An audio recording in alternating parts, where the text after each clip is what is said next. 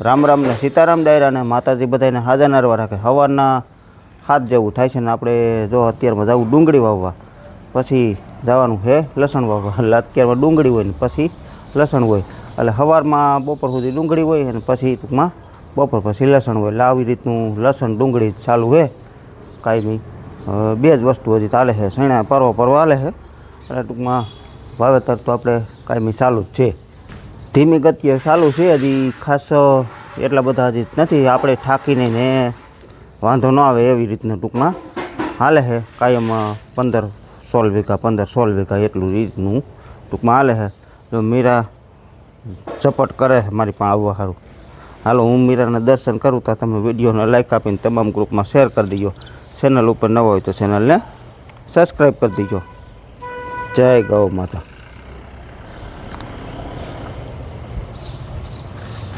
જય ગૌ માતા.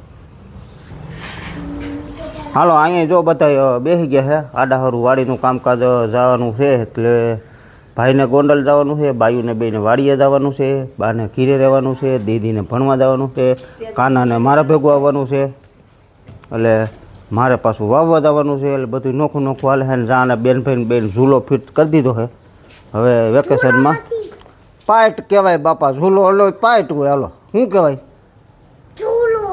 ઝૂલો. હાલો કયો સીતારામ.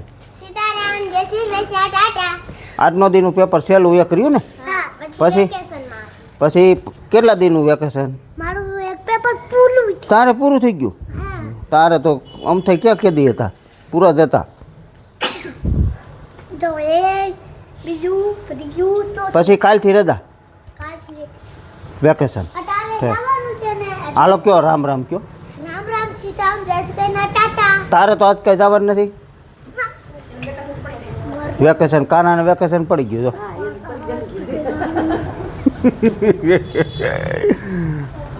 જો બાય અહીં બેઠા છે. રામ રામ ને સીતારામ બધાને. તારે ગોંડલ જવું? ગોંડલ કેમ? પ્રવીણભાઈ ભેગું. તો ભાઈ જો ગોંડલ જાય છે પ્રવીણભાઈ ભેગો, અને બાયુ જાય છે બે વાળીએ. સીતારામ ને જય શ્રી કૃષ્ણ બધાને. તમારે શું કામકાજ કરવાનું? તમારા મકાઈમાંની વાડી છે, તમારે ખડ લેવું. ઠેક શાક બગીચો ને મકાઈ ને એવું જે કંઈ મોટું મોટું ખડ હોય એ ઉપર ઓલું બધું ભીંડો ને ઉપાડ્યું છે. હા, એ કે ખારીનું ડેમમાં નાખીએ છીએ. ઠેક એ બધું ચોખ્ખું કરવું. જૂનો ઉપાડેલા છે. જૂનો ભીંડો હતો એ ઉપર નાખો. હા, છે ગુવાર ને ભીંડો બે ઉપર નાખો. છે તો એવું કામકાજ છે. સીતારામ ને જય શ્રી કૃષ્ણ બધાને. પાટ લઈને જ વહી જાવ છો ને? હા, પાટ લઈને જ. હજી આમ જવાનું હતું આજ બ્રિજેશભાઈના ઠેસરમાં, પણ એને ઠેસર હજી આજ આવતું નથી. કેદી આવે છે? બુધવારે. બુધવારે ઠેઠ આવે. ઠેસરમાં ત્યાં રજા આવું થાય. અટણ બધાને એકાઈ છે આવે એમાં તો આજ ને હલ્યો હવે ઠેઠ બુધવારે આવી છે. એટલે ટાઈમે કોઈ છે ને ટૂંકમાં હા, પણ એમ તોય જે લીધેલું હોય એ ખૂટે તે આવે ને. હા, એટલે એમ થાય ને, એટલે જેમ ખૂટે એમ એ રીતે આવે ટૂંકમાં. બધાને કામ જ એવડું પડ્યું છે પેન્ટિંગ અટણ ઠેસરવાળાને અને રોટાવેટરવાળાની વાહે એમ છે, વાવવાવાળાની વાહે એમ છે. બધાને ટૂંકમાં બગડાટી જ બોલ છે. આપણે તો હજી ધીમું ધીમું છે, વાંધો નથી. બાકી પછી એકાઈ રહી છે ને એટલે બહાટી બોલ છે. એ હું દીકું બદકું એટલે આ તો બોલે છે. પણ એમ નહીં, એનું ઘરકું ન દબાય એ ખબર પડે તો. જો કાલની ખોડે હું આજે છે ને નવરો થઈ ગયો. જો વહેલા નવરો થઈ ગયો ને લાવી ગયો વાડીએ. બે બાળકોને લઈને આવ્યો ને આવડા તો હતા વાડીએ. ભાઈ ગોંડલ ગયો હતો ને બે બાજુ હતી વાડીએ. એટલે જો અહીંયા કામ કરે છે આપણે શાકભાજીને એવું નીંદવાનું ને ઉપાડવાનું ને અહીંયા જે આપણે જ્યાં હોહરવી સોરી ને એવું હતું ને એ બધું પાકી ગયું તો એટલે એ ઉપાડી લીધું ને હવે જો બધી સાફ સફાઈ કરે છે. ખડ ને ડૂસો ને બૂસો ને બધું હોય એવું. અને આ કપાસની પસાટાઈ લેવાની છે ને,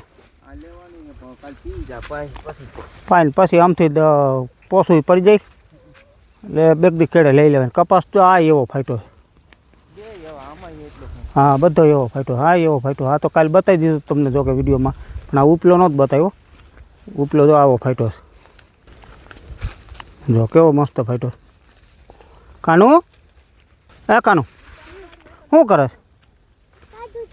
હે કેને ભેગો આવ્યો તું? તો શાકભાજી છે ને આ બધું ગુલરી ગયું હતું એટલે ઉપાડે છે. ઉપાડીને બધું કરી નાખ્યું ચોખ્ખું. કેમ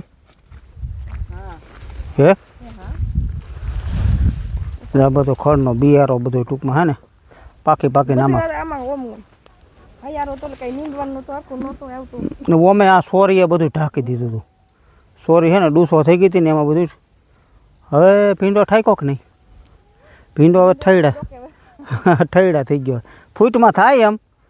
હા ફૂટમાં થાય. હવે વાઢી નાખે ને તોય થઈ જાય. પણ તા આપણે વાડીએ વાવ્યું એ થઈ જાય. અને ગુવારે હવે આમ જો ડોકાઈ ગયો. કા સીફડાના વેલા ઉગ્યા કે ન ઉગ્યા?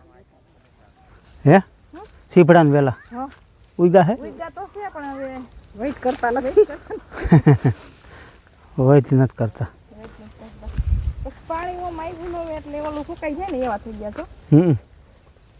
કાલે આવી જાય પાણી. હજી એમાં ખડ લેવાનું બાકી લાગે. વાડીએ કામમાં તો હે ને આવું હતું. શાકભાજીની સાફ સફાઈ ને નીકુપારા ટૂંકમાં લેતા હતા. કપાસને આ લગભગ નીક લઈ લીધી લાગે. પસાટ લેવાનું બાકી છે.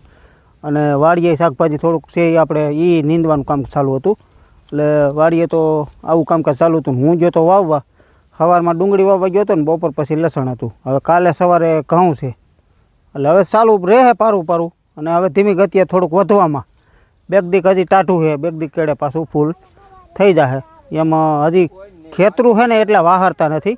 કારણ કે હજી ગારો વરસાદનો ગારો છે ને એ વાહરતો નથી. એટલે ખેતરું આમ જો કે મગફળી તો ઘણાને ઠેસરું હાલી ગયા છે. પણ ટૂંકમાં છે ને જે ખાલી થઈ ગયા છે ને એમાં ખેતીઓ અત્યારે હાલે છે. દાંતીન પંચિયાન રોટાવેટર ને એવું બધું હાલે છે. પણ હવે ધીમી ગતિએ થોડુંક વાતાવરણ આમ જો કે સુધરતું જાય છે. આમ જોવો ને તો બે દિવસથી આજ થોડાક વાદળા જેવું હતું. જો આ થોડુંક વાદળા જેવું છે. એટલે વાદળછાયું આજે થયું હતું ને કાલે થોડું હતું. પણ 2 દિવસથી વાદળછાયું છે. પણ ઓમ પવન ઉપડી ગયો છે શાળું. આમ ઓમ ગણો ને તો સવાર સાંજ થોડી ઠંડી દેખાય છે. તો થોડી ઠંડીની શરૂઆત પણ થઈ ગઈ છે. ને આપણે આ કપાસમાં તો ક્યાંય બગાડ નથી. ઘરના કપાસમાં આમાંય નથી ને નીચલામાંય નથી. પણ હવે વાવવા રાખીને એમાં બગાડ છે. એ તમને આગળ બતાવું. આપણે આ વાવવા રાખી એ ખેતર છે. આ 6 વીઘા વાવવા રાખી અડધા ભાગે 50%. એટલે મહેનત ટૂંકમાં આપણી હોય 50%. એ રીતે હોય. ખર્ચો બેનો હૈયારો મહેનત આપણી જે કંઈ થાય એમાં અડધો ભાગ હોય. એટલે આ ખેતર થોડુંક નબળું છે ને એટલા કપાસ બગડ્યો છે. 50ના ભાગમાં પાછો સારો છે. આગળ તમને પછી એ હોત બતાવાય. એટલે અત્યારે છે ને અડધો જે નબળો ભાગ રહ્યો ને એ બગડી ગયો. એનું કારણ એવું છે કે આ થોડીક નબળી જમીન છે. પાછું બીજા નંબરમાં દેશી ખાતર 3-4 વર્ષથી આમાં નથી પડ્યું. એટલે ઓણ શેઠને કેવું જો દેશી ખાતરની કંઈક વ્યવસ્થા કરો. નકર આમ કપાસ જો ચોખ્ખો છે ક્યાંય ખડનું તણ્યું ન હોય. પણ મહેનત પૂરી છે. જે આપણા ઘરનામાં કરતા હોય એટલી જ મહેનત. અને એક દિવસે જ વાવેલો અને આ કપાસ બગડી ગયો. આપણે ઘરનો ટૂંકમાં નથી બગડ્યો. એટલે એમાં એવું થતું હોય જમીન માથે આ તો બધું થાય. બાકી ફાયટો તો આ એવો છે. તો થોડું ખબાણ થઈ ગયું આખામાં. ડાબખા થઈ ગયા. તો એમ ક્યાંય એનો બગાડ કે એવું કંઈ કોઈ વસ્તુ છે નહીં. પણ જે છે એ બધું સારું અને પેશી વૈનાનું એમ. ડાબખા બધું ખુલેલા એમ. તો કપાસ તો છે ને બહુ સારો ફાયટો છે. પણ બગડી ગયો એ થોડોક અફસોસ. કારણ કે બગડી ગયો એનો કંઈ વાંધો નથી. પણ પાણી નબળાની હિસાબે પાછું છે ને આમાં શિયાળુ પિત્ત નહીં થાય. નકર શિયાળુ પિત્ત જો પાછળ થઈ જાય હોય ને પોર આપણે ઘઉં થઈ ગયા હતા. ઘઉં નહીં થાય. શું કરવાને? કારણ કે ડેમમાં પાણી નથી. ડેમ ખાલી છે. અને આ કૂવામાં અહીંયા કંઈ બોર કે એવું કંઈ છે નહીં. કૂવામાં પાણી ટકે નહીં. કપાસ પાકે ને એવું એ ત્યાં સુધી ટૂંકમાં પાણી ટકશે. જો અહીંયા સુધી આ ટૂંકમાં અડધે સુધી છે ને જાય એટલે સુધી. એટલે ટૂંકમાં ધીમે ધીમે આમ હાલ્યું જાય છે હવે આગળ. આ રીતે અહીંથી આ થોડાક છોડવા સારા છે. અહીંથી આ ટૂંકમાં વધારે બગડી ગયું છે આ બધું. વાવવા રાખી કપાસ તો બગડી ગયો કાંઈ વાંધો નહીં. પણ જો પીત થઈ ગયું હોત ને તો અફસોસ નહોતો. કારણ કે એમાં આપણે થોડીક એમ થાય કે ઘઉં વાવી દે થોડોક ખાતર ખોરાકી નહીં થઈ જાય ને થોડું ઘણું વેચાણ થાય. એટલે એમાં પોર આપણે ઘઉં થઈ ગયા તો ઓણ તો નહીં થાય. કપાસ બગડી ગયો પણ હમણાં તો કડદો હાલે છે. કડદો બોટાદ ને એમાં ટૂંકમાં છે કડદો. અમારે તો અહીંયા આમ કડદો નથી પણ આમ કડદા જેવું જ છે, એમાં કંઈ લાંબો ફેર નથી. અહીંયા આવે ને તો સોરી જ લઈ જાય કપા, કારણ કે ઘેરે કાંટા ન હોય ને એટલે એ તો મન ફાવે એટલા સોરી લઈ જાય. આપણે જો કોઈના વિરોધી નથી, કોઈ સરકાર વિરોધી નથી કે કોઈ વેપારી વિરોધ નથી, બધા એવા ન હોય, અમુક હોય એવા સોર માસિયાર જેવા. સોરના પેટના કયો તો વાંધો નહીં, આવા હોય. ઘણા ઠેકાણે વિડીયો જોવો તમે તો ઘણા ઠેકાણે પકડાય છે હોતે, ગાડીઓ થોડી ઠલવાવે અને કાં પછી સમાધાન કરે, પછી તો શું થાય નક્કી ન હોય. મગફળીમાં એવી રીતે અહીંયા દ્યો તો તોલ એની રીતે હાલતો હોય, ઘણી સોરી કરે. બધી બાજુથી ખેડૂતને વૈસે મરો થાય, ખેડૂતને બધી બાજુથી મરો થાય. બિયારણવાળા લૂંટે, દવાઓવાળા લૂંટે, ખાતરવાળા લૂંટે, છેવટે વેસવા જાવ બધું. આ જે કાંઈ મોલ થયો હોય વેસવા જાય તો આ રીતના કડદા કરે. એટલે ખેડૂતને અટાણે છે ને ટૂંકમાં ક્યાં ગયા હતા ને ક્યાં નહીં ને એવું છે, એવી વાત ટૂંકમાં થાય.